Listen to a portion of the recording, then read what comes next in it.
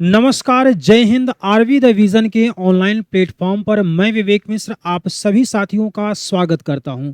दोस्तों, हम लोगों ने भारतीय संविधान और राज्य व्यवस्था की क्लास अपने पेट एग्जाम के लिए स्टार्ट किया है। इसमें हम लोग महत्वपूर्ण बातों पर हर रोज चर्चा करते हैं। साथ ही साथ आप देखते हैं चैनल के माध्यम से आपको प्रैक्टिस सेशन भी स्टार्ट कर दिया गया है, जिसमें इतिहास का प्रैक्टिस आपने आज देखा है। इसके साथ में आपको रीजनिंग की भी क्लास मिल रही है और आपको पॉलिटी का भी मिल रहा है। तो अच्छे तरीके से अपने सभी सब्जेक्ट को तैयार करिए, ताकि हम लोगों का भी जो उद्देश्य है कि आपको 85 प्लस मार्क्स मिले, उसको आप अच्छे तरीके से गेन कर सकें। समय बिना गंवाए हुए हम लोग अपने टॉपिक पर आते हैं। टॉपिक हमारा आज का है कि demand of constituent assembly of India. भारतीय संविधान के लिए संविधान सभा की मांग कैसे हुई है, इसकी डिमांड कैसे रही है, इसकी चर्चा हम लोग आज की अपनी इस क्लास में कंप्लीट करेंगे। सबसे पहले आप यहाँ पर देखिए तो पूरे घटनाक्रम की हम लोगों को बात करनी है। साल 1895 में सबसे पहली बार बाल गंगाधर तिलक ने संविधान सभा की मांग किया था, और इसके बाद में अगर आप देखेंगे तो साल 1922 में महात्मा गांधी ने भी संविधान सभा के लिए मांग किया था, और इसके संविधान सभा के गठन की बात दोहराई और कहा कि भारतीय अपने भाग्य का निर्माण स्वयं करें। तो महात्मा गांधी ने भी यहाँ पर कहा था कि भारतीय जो हैं वो अपने संविधान का निर्माण स्वयं करेंगे। उन्होंने कहा स्वराज ब्रिटिश संसद के द्वारा दिया जाने वाला उपहार न हो करके यह भारतीयों की इच्छा से उत्पन्न होना चाहिए। अब यहाँ पर देखिए, मैं कुछ पॉइंट ही आपको नोट करने के लिए कह रहा हूं, जो पॉइंट आपको अच्छे लग रहे हों। हालांकि ये पीडीएफ आपको टेलीग्राम पर मिल जाएगी, वहां पर आप इसको देख लीजिएगा। 1924 का समय आता है। स्वराज पार्टी की ओर से फिर से भारत में संविधान सभा की मांग उठाई गई। इसके बाद 1925 में दिल्ली में भी संपन्न हुआ, और यहाँ पर सर्वदलीय बैठक में कॉमनवेल्थ ऑफ इंडियन बिल को प्रस्तुत किया गया। इसकी अध्यक्षता महात्मा गांधी के द्वारा किया गया था। दोस्त, यहाँ पर आपको सबसे पहला जो पॉइंट ध्यान में रखना है वो आपको 1895 का बाल गंगाधर तिलक वाला पॉइंट ध्यान में रखना है। और इसके बाद में आपका जो दूसरा पॉइंट था 1922 में महात्मा गांधी के द्वारा, और फिर उसके बाद 1924 में स्वराज पार्टी। ये आपको 3 पॉइंट यहाँ पर जरूर ध्यान में रखना है। और इसके बाद जो सबसे महत्वपूर्ण पॉइंट है, इसमें जितने भी आपको तारे सितारे लगाने हों, इस वाले पॉइंट पर आप लगा लीजिएगा। यहाँ से आपको सवाल मिल जाता है कि औपचारिक रूप से संविधान सभा का गठन की मांग किसने किया था सबसे पहली बार ब्रिटिश सरकार से। तो 1934 में एम.एन. रॉय ने किया था। मानवेंद्र नाथ रॉय के द्वारा इसको किया गया। इसके बाद 1928 का समय आता है, साल 1928, और साल 1928 में नेहरू रिपोर्ट में भी संविधान सभा के गठन की बात को दोहराया गया।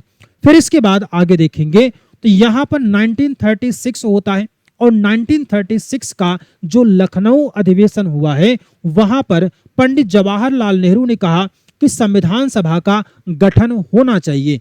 अब इसके बाद में राष्ट्रीय स्वाधीनता आंदोलन से संपन्न में क्रांतिकारी गतिविधियों से परेशान होकर के भारत में संवैधानिक सुधारों की समीक्षा की जाने लगी। जरा पूरे सरकमस्टांसेस को आप समझिए कि 1895 की बात है। बाल गंगाधर तिलक ने पहली बार कहा कि हमारे देश के लिए संविधान सभा का निर्माण होना चाहिए, और ये क्या था, औपचारिक रूप से डिमांड नहीं की गई थी। इसके बाद 1934 में 1934 में एम.एन. रॉय नाम के एक व्यक्ति हैं, उन्होंने कहा कि हमारे देश के लिए संविधान सभा बननी चाहिए, और ये डिमांड उन्होंने अंग्रेजों से ही किया। इसलिए औपचारिक रूप से मांग किसने किया है, तो वो एम.एन. रॉय ने, यानी कि मानवेंद्र नाथ रॉय के द्वारा इसकी डिमांड की गई। फिर इसके बाद समय आता है 1928 का। नेहरू रिपोर्ट में भी इस बात को दोहराया गया था, तो 1934 में भी था। अब यहाँ पर क्या था कि जो हमारे देश में राष्ट्रवादी गतिविधियां चल रही थी, उसको समझने के लिए और यहाँ पर कुछ सुधार करने के लिए ब्रिटिशर्स भी इसमें समझ रहे थे इस बात को, और उसी बात की समीक्षा करने के लिए जॉन साइमन की अध्यक्षता में साइमन कमीशन का गठन किया गया। साइमन कमीशन एक ऐसा कमीशन था, एक ऐसा आयोग था जिसके अंतर्गत केवल और केवल ब्रिटिशर्स ही शामिल थे। इसमें कोई भी भारतीय सदस्य शामिल नहीं था। इसी कारण इसको क्या कहा जाता है, श्वेत कमीशन या सफेद आयोग के नाम से इसको जाना जाता है। इसमें कोई भी भारतीय सदस्य को शामिल नहीं किया गया था। लॉर्ड इरविन की सलाह थी कि इस कमीशन में किसी भी भारतीय को शामिल न किया जाए, क्योंकि जो सबसे बड़ी वजह थी कि जो भारतीय थे उस समय तो वो किसी भी मुद्दे पर एक मत कभी होते ही नहीं थे। उनका अलग मत है, उनका अलग मत है। इसी वजह से लॉर्ड इरविन जो था उसने भारतीयों को श्वेत कमीशन में यानी कि साइमन कमीशन में शामिल नहीं किया। अब साइमन कमीशन में कोई भी भारतीय नहीं था और ये समीक्षा करने कहाँ आया है, भारत में आया है, ब्रिटेन से। और 1927 में इसका गठन होता है, 1927 में इसका गठन होता है। जितने भी रेड हैं ना, ये आपको खतरे के निशान नहीं बल्कि ये आपको नोट करने वाले पॉइंट हैं। तो 1927 में ब्रिटेन में गठन होता है साइमन कमीशन का, और ये साइमन कमीशन भारत पहुंचता है 1928 में। और इसमें ध्यान रखिएगा कोई भी भारतीय सदस्य शामिल नहीं था। श्वेत कमीशन इसीलिए कहते हैं। और सबसे जो बड़ी बात है यहाँ पर आपको ध्यान रखना है कि कोई भी भारतीयों को शामिल इसलिए नहीं किया गया क्योंकि भारतीय एकमत नहीं थे किसी मुद्दे पर। इसके बाद 1928 में जब साइमन कमीशन भारत आता है तो भारत में जहां जहां पर साइमन कमीशन गया, साइमन कमीशन वापस जाओ के नारे, यहां पर आओ लिख गया है, जाओ आपका होना चाहिए, इसके नारे के साथ इसका विरोध किया गया। लाहौर में इसका विरोध करते हुए लाठियों से पीटने से इसके कारण पंजाब केसरी, और इनका नाम था लाला लाजपत राय। एक पॉइंट आपको और मिल जाता है, निक नेम भी आपसे जीके के टाइप में सवाल पूछे जाते हैं। तो सवाल आपसे पूछा जा सकता है कि पंजाब केसरी उपनाम से कौन जाना जाता है। तो लाला लाजपत राय की मृत्यु होती है, किसके लिए होता है, तो श्वेत कमीशन यानी कि साइमन कमीशन का विरोध करते हुए। लाला लाजपत राय ने यहाँ पर एक स्टेटमेंट दिया कि मेरे ऊपर पड़ रही लाठियां ब्रिटिश साम्राज्य के ताबूत में ये कील साबित होंगी, और आगे चल करके होता भी ऐसा ही है। फिर इसके बाद भारत के तत्कालीन गृह सचिव थे, इनके पद पर काम कर रहे थे लॉर्ड ब्रेकनहेड। लॉर्ड ब्रेकनहेड ने कहा कि भारतीयों को संविधान निर्माण की चुनौती है, चैलेंज दे दिया। अब चैलेंज के बाद पंडित मोतीलाल नेहरू की अध्यक्षता में भारतीयों ने इस चुनौती को स्वीकार कर लिया। हम भारतीय कभी पीछे नहीं हटते हैं। कोई अगर हमको चैलेंज करता है तो उस चैलेंज को हम लोग लपक कर लेते हैं, और इसी बात को चुनौती ले लिया, चुनौती को एक्सेप्ट किया पंडित मोतीलाल नेहरू की अध्यक्षता में भारतीयों ने। 1928 में नेहरू रिपोर्ट के माध्यम से देश में एक भावी संविधान को तैयार किया गया। यहाँ पर 19 प्रकार के मूल अधिकारों को प्रदान करने की बात की गई थी। ध्यान रखिएगा, अगर आपसे सवाल ये पूछा जाए कि नेहरू रिपोर्ट में कितने मौलिक अधिकार की बात की गई थी, तो नेहरू रिपोर्ट में कुल 19 प्रकार के मूल अधिकारों की बात की गई। सवाल अगर आपसे ये पूछा जाए कि वर्तमान में कितने हैं, तो वर्तमान में फंडामेंटल राइट की संख्या होती है 6। और अगर हम लोग बात कर लें कि मूल संविधान में कितने थे, तो मूल संविधान में फंडामेंटल राइट की जो संख्या थी वो था आपके लिए 7। और इसमें से जो संपत्ति का अधिकार था, राइट टू प्रॉपर्टी, इसी बात को हटा दिया गया था 44th अमेंडमेंट के जरिए, 44वें संविधान संशोधन के जरिए हटाया गया था। 1978 में संपत्ति के अधिकार को हटा दिया गया था फंडामेंटल राइट से, और इसको आर्टिकल 300A में रख दिया गया। तो एक सवाल आपको और भी मिल जाता है कि वर्तमान में जो संपत्ति का अधिकार है, राइट टू प्रॉपर्टी, वो किस प्रकार का अधिकार है। तो दोस्त ध्यान में रखिएगा कि वर्तमान में यह केवल और केवल एक कानूनी अधिकार है, यह फंडामेंटल राइट वर्तमान में नहीं है। इसके बाद में देखिएगा तो यहाँ पर आपको 1929 में कांग्रेस के लाहौर अधिवेशन में जवाहरलाल नेहरू के द्वारा पूर्ण स्वराज की मांग की गई थी। एक पॉइंट आपको और मिलता है सवाल के रूप में कि पूर्ण स्वराज की मांग कब की गई थी, 1929 में कांग्रेस के लाहौर अधिवेशन में किया गया। 1939 का समय आता है। अब यहाँ तक की कहानी आप समझ चुके हैं कि 1934 में एमएन रॉय ने किया था। इसके पहले हम लोग थोड़ा सा फ्लैशबैक में आए 1927-28। इसके बाद में आपने देखा था कि लॉर्ड ब्रेकनहेड ने किस तरीके से चैलेंज किया, और मोतीलाल नेहरू की अध्यक्षता में जो एक भावी संविधान को तैयार किया गया उसको हमने चैलेंज को एक्सेप्ट भी किया। 1934 में डिमांड ज़्यादा होती है और फिर इसके बाद 1939 का समय आता है और कांग्रेस पार्टी ने एक बार फिर संविधान निर्माण की मांग करते हैं। 1939 में द्वितीय विश्व युद्ध प्रारंभ हुआ और ब्रिटिश सरकार के द्वारा भारतीयों की सहमति के बिना ही भारतीयों को उस युद्ध में शामिल कर लिया गया। अब इससे कांग्रेस जो है वो नाराज हो गई। कांग्रेस नाराज हुई तो अपने मंत्रियों के त्यागपत्र दे दिए, जितने मंत्री थे अपने अपने मंत्रिमंडल से इन्होंने त्यागपत्र दे दिया। मुस्लिम लीग इससे काफी ज्यादा खुश हो गई। तो 22 दिसंबर को 1939 में इन्होंने एक मुक्ति दिवस मनाया था। ध्यान रखिएगा, ये डेट आपको ध्यान में रखनी है। डेट आपको यहां पर दिया गया है कि 1939 में 22 दिसंबर 1939 में मुक्ति दिवस के रूप में मनाया था। और मुक्ति दिवस किसने मनाया था? तो मुस्लिम लीग ने मुक्ति दिवस मनाया। और एक दूसरा सवाल आपको मिलता है कि डॉक्टर भीमराव अंबेडकर के द्वारा मुक्ति दिवस का समर्थन भी किया गया था। तो एक पॉइंट आपको यहाँ पर और भी मिल गया। इसके बाद देखिए जो अगला पॉइंट आपको दिया गया है, द्वितीय विश्व युद्ध के बाद जब ये खत्म होता है 1939 के बाद, तब यहाँ पर क्या होता है, ब्रिटिश सरकार के ऊपर अंतरराष्ट्रीय दबाव पड़ रहा था। अंतरराष्ट्रीय दबाव खास करके अमेरिका का, क्योंकि लोकतंत्र की रक्षा करना उसका दायित्व था। द्वितीय विश्व युद्ध का नारा भी दिया गया था कि ब्रिटिश सरकार भारत को स्वतंत्र करने के मूड में नहीं दिख रही है। अंतरराष्ट्रीय दबाव और युद्ध जनित परिस्थितियों से निकलने के लिए अंततः क्या हुआ था कि ब्रिटिश सरकार ने 1940 में लिन-लिथगो प्रस्ताव या लिन-लिथगो प्रस्ताव और साथ ही साथ अगस्त प्रस्ताव और 1942 में भारत आए क्रिप्स मिशन में ब्रिटिश हुकूमत की ओर से इस बात को स्वीकार कर लिया। यहाँ पर पॉइंट आपको ध्यान में रखना है कि ब्रिटिश सरकार के द्वारा 1940 में लॉर्ड लिन-लिथगो प्रस्ताव, अगस्त प्रस्ताव और 1942 में आए क्रिप्स मिशन में ब्रिटिश हुकूमत की ओर से इस बात को स्वीकार किया गया कि भारतीय संविधान का निर्माण भारतवासी करेंगे। क्रिप्स मिशन के द्वारा भारत की औपनिवेशिक शासन को देने की बात यहाँ पर स्वीकार कर ली गई। इसीलिए महात्मा गांधी ने जो क्रिप्स प्रस्ताव था, महात्मा गांधी ने एक अच्छा पॉइंट आपको यहाँ पर मिलता है, अच्छा पॉइंट यहाँ पर मिलता है कि ये क्या था, ये था आपका क्रिप्स प्रस्ताव। क्रिप्स प्रस्ताव की आलोचना करते हुए इसको क्या कहा था, पोस्ट डेटेड चेक कहा था। सवाल आपको आएगा महात्मा गांधी ने पोस्ट डेटेड चेक किसको कहा है, तो वो होता है क्रिप्स मिशन को।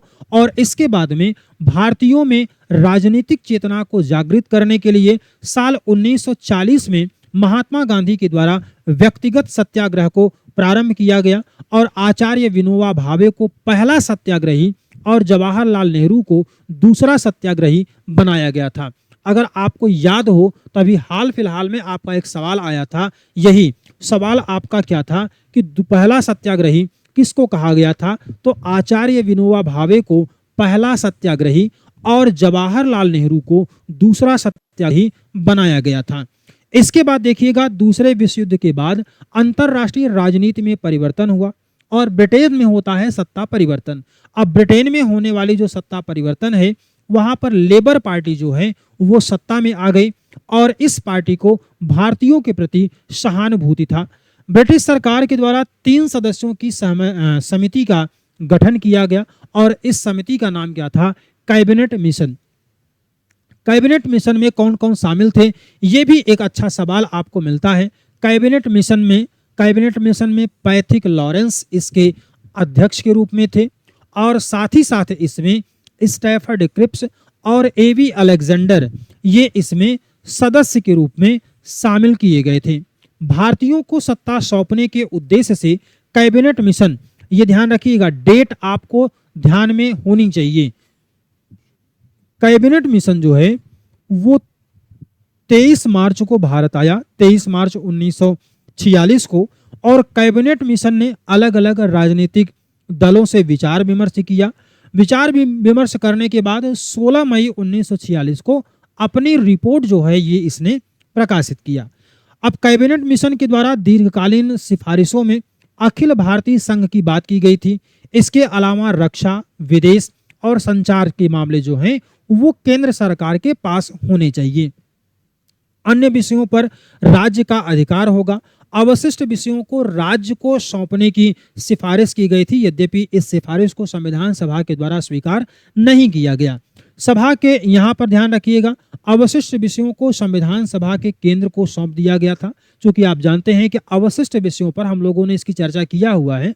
अवशिष्ट विषयों पर कानून बनाने का अधिकार किसको होता है? केंद्र। और इससे क्या होता है कि केंद्र शक्तिशाली बना रहता है। भारत ब्रिटिश मैत्री से संबंधित सिफारिश के अंतर्गत कहा गया कि भारत ब्रिटिश राष्ट्रमंडल की सदस्यता ग्रहण करे। भारत जो है वो ब्रिटिश राष्ट्रमंडल की सदस्यता ग्रहण करे या न करे, इस पर मतभेद था।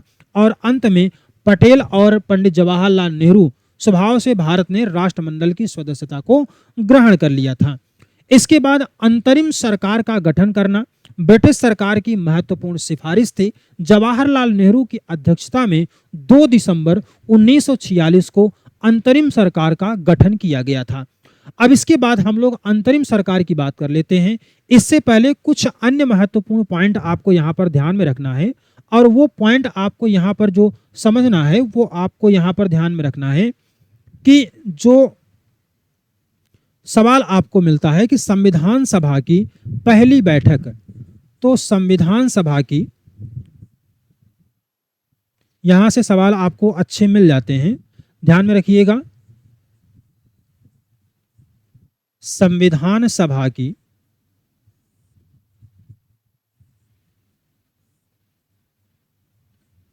प्रथम बैठक कब हुआ है?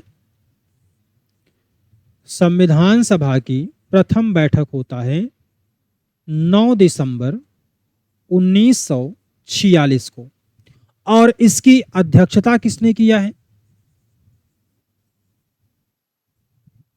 इसकी अध्यक्षता किए हैं डॉक्टर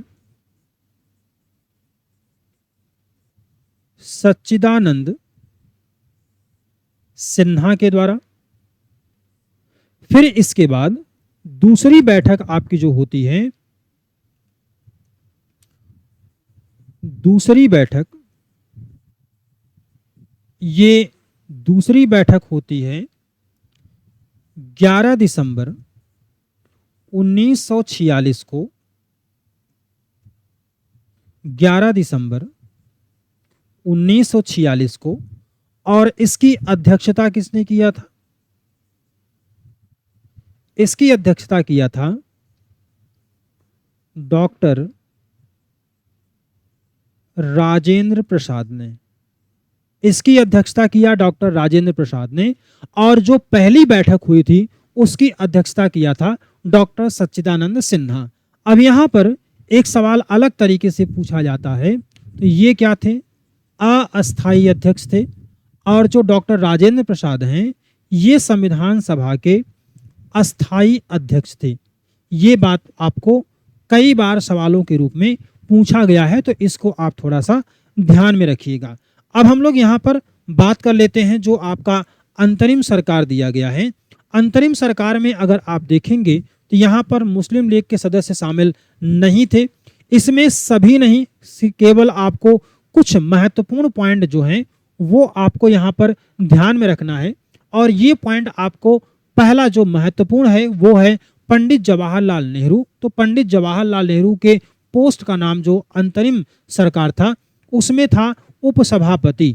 तो सवाल आपसे पूछा जाएगा कि अंतरिम सरकार में पंडित जवाहरलाल नेहरू के पद का नाम क्या था? तो वो था उपसभापति। इसके साथ में विदेश मंत्रालय, राष्ट्रमंडल संबंध भी इन्हीं के पास मौजूद था। इसके बाद देखेंगे तो इसमें अन्य 13 सदस्य रहे हैं। वल्लभ भाई पटेल सूचना प्रसारण, बलदेव सिंह रक्षा मंत्रालय, जॉन मथाई उद्योग और वितरण, राजेंद्र प्रसाद खाद्य एवं कृषि, आसफ अली रेलवे, जगजीवन राम श्रम मंत्रालय, लियाकत अली खान वित्त मंत्रालय, आई चुंदरीगर वाणिज्य मंत्रालय, अब्दुल रब निस्तर जो हैं उनके पास संचार, गजांतर अली खान स्वास्थ्य, जोगेंद्र नाथ मंडल कानून, चक्रवर्ती राजगोपालाचारी शिक्षा, CH भाभा निर्माण खनन और ऊर्जा। तो यहाँ पर ये सारी बातें आपने देखा है। एक सवाल आपसे पूछा जाता है कि भारत में संविधान सभा, भारत में अगर हम लोग बात करें संविधान सभा का गठन कैसे हुआ है, तो भारत में संविधान सभा का गठन हुआ था कैबिनेट मिशन योजना के जरिए। और इसके अलावा कैबिनेट मिशन का मुख्य उद्देश्य अगर आपसे पूछा जाए तो बताइएगा संविधान सभा का गठन करना इसका मुख्य रूप से उद्देश्य था। तो ये दोस्तों हम लोगों ने देखा कुछ महत्वपूर्ण पॉइंट। इसके अलावा अब आप देखिए तो भारतीय संविधान में आपको यहाँ पर एक पॉइंट आपको समझना है, यहाँ पर कितने प्रकार की अनुसूचियां आपको देखने को मिलती हैं। अब अगर हम लोग यहाँ पर बात करें कि भारतीय संविधान के अंतर्गत अनुसूचियां कितनी पाई जाती हैं, तो इसको थोड़ा सा आप कुछ चीज़ों को यहाँ पर नोट कर लीजिएगा अच्छे तरीके से, ताकि वो आप उसमें से सवाल कोई मिले तो आप उसको कर सकें। यहाँ पर आप हेडिंग बना लीजिएगा अनुसूचियां।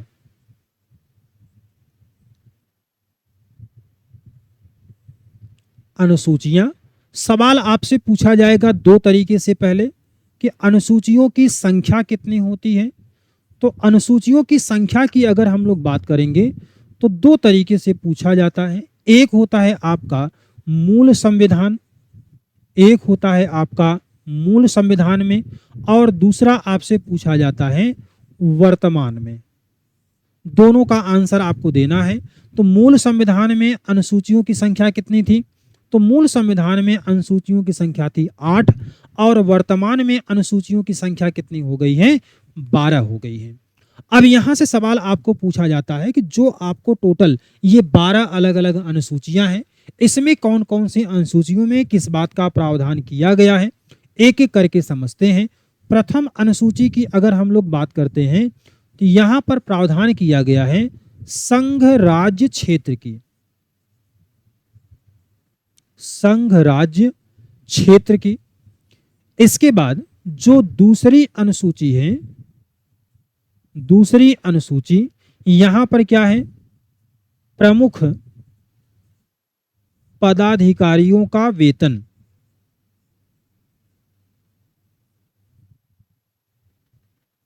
प्रमुख पदाधिकारियों का वेतन। इसके बाद तीसरे नंबर पर आता है कि तीसरी अनुसूची में किसका प्रावधान है, तो यहां पर होता है शपथ का प्रारूप, शपथ का प्रारूप यहां पर दिया गया है। इसके बाद में जो चौथी अनुसूची है, चौथी अनुसूची यहां पर आपको दिया गया है, चौथी अनुसूची में राज्यसभा में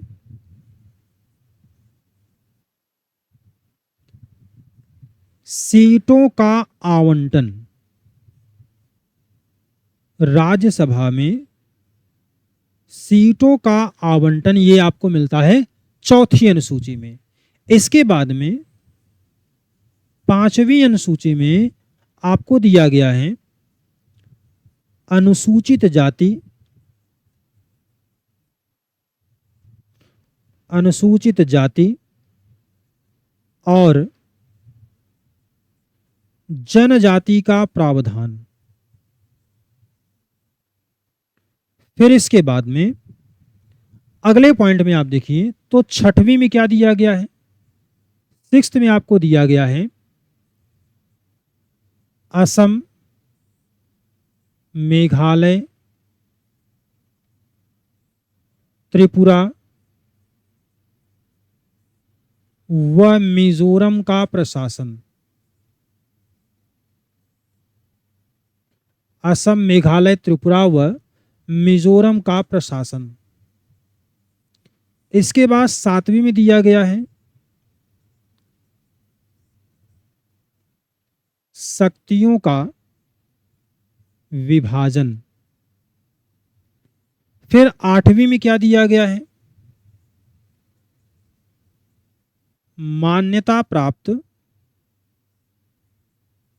22 भाषाएं। इसके बाद नौवीं में है भूमि सुधार।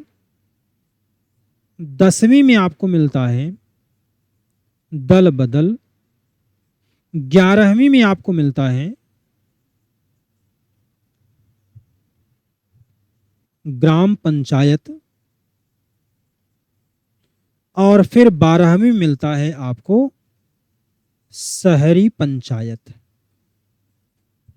तो ये आपको टोटल 12 प्रकार की अनुसूचियां दी गई हैं और ये 12 अनुसूचियों से मुझे पूरी उम्मीद है कि एक आध सवाल आपको जरूर मिलेगा। तो कोशिश करिएगा इसको अच्छे तरीके से आप तैयार कर लीजिएगा। अब यहाँ पर आप देखिए तो कुछ हम लोग अगर महत्वपूर्ण पॉइंट्स की बात करें तो यहाँ पर इसके आगे जो हम लोगों को अब कुछ इंपॉर्टेंट पॉइंट पढ़ने की जरूरत होगी। तो यहाँ पर आप देखिएगा कुछ इंपॉर्टेंट पॉइंट आपको और मिलेंगे। जैसे अनुसूचियों की बात हम लोगों को अगर करना था तो यहाँ पर आप इस बात को देख सकते हैं। यहाँ पर अनुसूचियां वर्तमान में कितनी हैं? 12। मूल संविधान में कितनी थी? 8 थी। इसमें कौन कौन सी चीजें हैं ये हम लोगों ने सभी को देख लिया है। हाँ, एक पॉइंट आपको यहाँ पर ध्यान में रखना है। ध्यान में आपको रखना है कि 9वीं अनुसूची को कब जोड़ा गया था? तो ये 1951 में जो पहला संविधान संशोधन हुआ था। इसके अलावा 10वीं को कब जोड़ा गया था? तो ये 52वें संशोधन में 1985 में जोड़ा गया। 11वीं अनुसूची जो है इसको 73rd अमेंडमेंट के जरिए जोड़ा गया 1992 में। और 12वीं को भी कब जोड़ा गया? 1992 में। बट अमेंडमेंट नंबर कौन सा था? 74 था। तो यहाँ पर हम लोगों ने ये सारी बातें देख लिया है कौन कौन सी अनुसूचियां हैं। और यहाँ पर अनुसूचियों में ही आपको एक बात और ध्यान में रखना है। जो हम लोगों ने 7वीं अनुसूची देखा था, तो 7वीं अनुसूची में आप जानते हैं कि केंद्र और राज्य के बीच में शक्तियों का विभाजन भी है। तो केंद्र और राज्य के बीच में संघ सूची, राज्य सूची और समवर्ती सूची, ये 3 प्रकार की सूचियां मिलती हैं, लिस्ट मिलती हैं।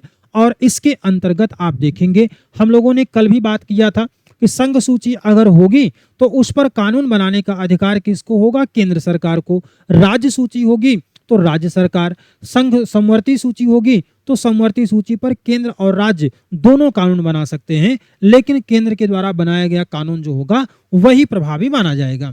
यहां से देखिए कुछ महत्वपूर्ण जो संघ सूची है इसमें विषय कितने हैं? 97 है, लेकिन काउंटिंग के दृष्टिकोण से अगर देखेंगे तो 98 सब्जेक्ट इसमें शामिल किए गए हैं। कुछ जो महत्वपूर्ण है, जैसे सवाल आपसे पूछ लिया जाता है कि नागरिकता किस सूची का विषय है, तो वो संघ सूची का है। जनगणना किस सूची का विषय है, तो संघ सूची का है।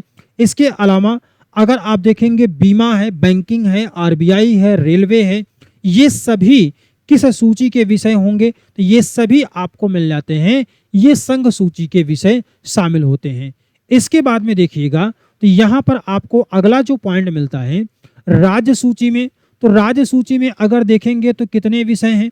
राज्य सूची में विषयों की संख्या 66 है और वर्तमान में गणना के दृष्टिकोण से देखेंगे तो इसकी संख्या होती है 59। ध्यान रखिएगा, रेलवे पुलिस, ग्राम पुलिस, लोक व्यवस्था, स्वच्छता की बात करते हैं तो ये सभी किस में शामिल होते हैं? राज्य सूची में शामिल होते हैं।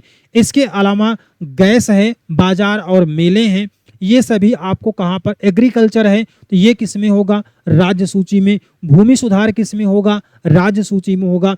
विलासिता की वस्तुएं हैं। इसके अलावा मनोरंजन है। पंचायती राज व्यवस्था भी आपको ध्यान में रखना है। इसके बाद नगर पालिका होती है, सहकारी समितियां होती हैं, ये सभी किस सूची में शामिल हैं? तो वो शामिल होती हैं आपकी राज्य सूची में।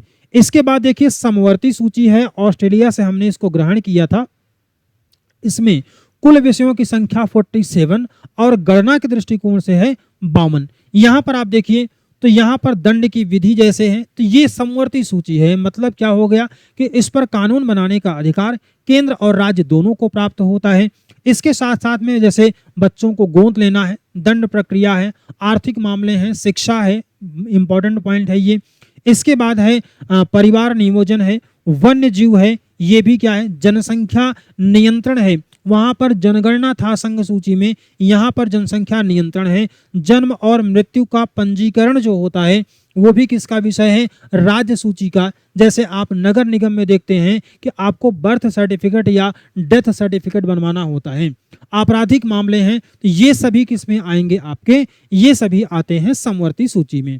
अब यहाँ पर एक बड़ा इंपॉर्टेंट पॉइंट आपको दिया गया है 42वें संविधान संशोधन के जरिए समवर्ती सूची में कुछ जोड़े गए थे। जैसे एजुकेशन है, कब जोड़ा गया? 42वें में। पक्षियों और जानवरों का संरक्षण करना, ये कब जोड़ा गया? 42वें में। वन है, जनसंख्या नियंत्रण और परिवार नियोजन है।